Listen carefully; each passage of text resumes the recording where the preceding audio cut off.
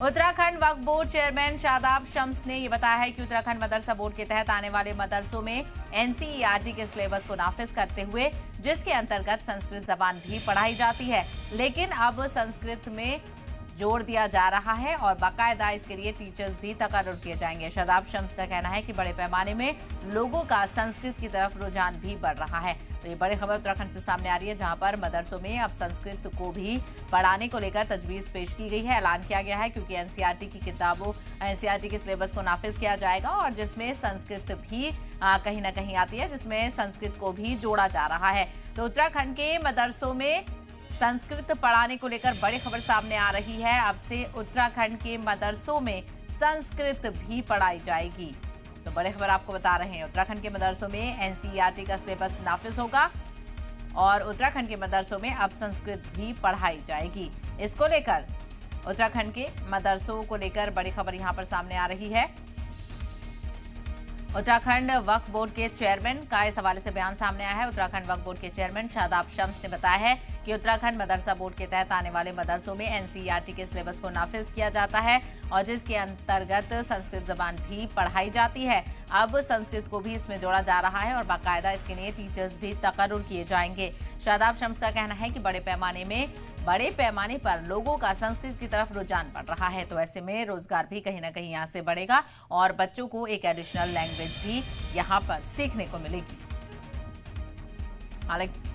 हालांकि मदरसे के जो मुंतजमीन हैं, जो मदरसे में पढ़ाने वाले टीचर्स हैं और जो मदरसे में पढ़ने वाले बच्चे हैं, उनका इस खबर को लेकर क्या कुछ कहना है, क्या वो वाकई इस अपडेट से और इस अपडेशन से मुतमईन है या नहीं, इसको लेकर इंतजार करना होगा। लेकिन बड़ी खबर उत्तराखंड में मदरसों से जुड़ी हुई आपको बता दें, क्योंकि एनसीईआरटी के सिलेबस को नाफिज करने की बात यहाँ पर की जा रही है और एनसीईआरटी के सिलेबस के साथ साथ संस्कृत को भी यहाँ पर जोड़ा जाएगा और संस्कृत भी यहाँ पर पढ़ाई जाएगी। तो बच्चे किस तरह से इस लैंग्वेज को सीखते हैं, इस पर नजर रहेगी, क्योंकि हालांकि बच्चों के लिए खास मौका है, उन्हें एक और एडिशनल लैंग्वेज सीखने को मिलेगी।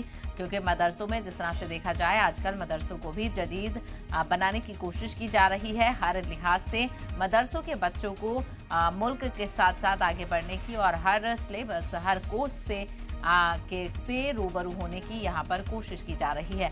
तो उत्तराखंड वक्फ बोर्ड की तरफ से इस हवाले से बयान भी दिया गया है और ये कहा गया है कि संस्कृत पढ़ाने के लिए टीचर्स भी तकर्रुर किए जाएंगे, जिससे रोजगार के मौके भी पैदा होंगे।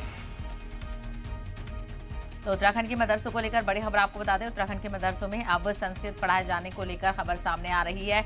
उत्तराखंड के मदरसों में अब संस्कृत पढ़ाने की बात भी कही जा रही है। इसी को लेकर मजीद जानकारी हासिल करते हैं, हमारे नुमाइंदे सुरेंद्र डसीला हमारे साथ जुड़ गए हैं। सुरेंद्र, संस्कृत पढ़ाने को लेकर क्या कुछ जानकारी मिल रही है?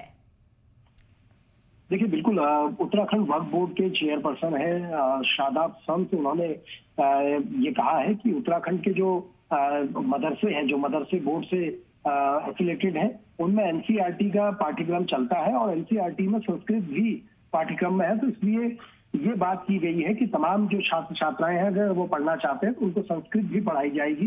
कुछ ऐसे अध्यापक हैं जो मुस्लिम समाज से आते हैं लेकिन उन्हें संस्कृत में बहुत अच्छा ज्ञान हासिल किया है, तो उनको बाकायदा टीचर रखा जाएगा और बच्चों की इच्छा पर उनको संस्कृत भी पढ़ाई जाएगी। इसलिए ये उनका सीधे तौर पर ये कहना है कि संस्कृत में भी बहुत लोगों का झुकाव देखा गया है।